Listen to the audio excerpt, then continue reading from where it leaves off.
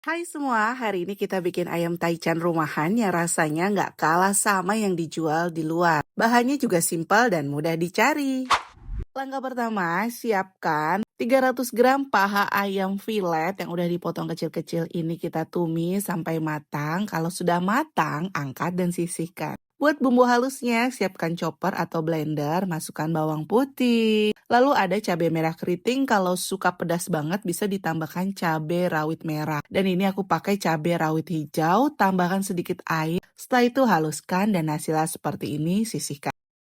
Panaskan minyak yang tadi bekas menggoreng ayam, masukkan bumbu yang sudah dihaluskan, tumis sampai harum, tambahkan garam, kaldu bubuk, dan juga gula pasir. Aduk semuanya sampai tercampur rata. Masukkan ayam yang udah kita goreng tadi sebentar aja. Aduk rata semuanya.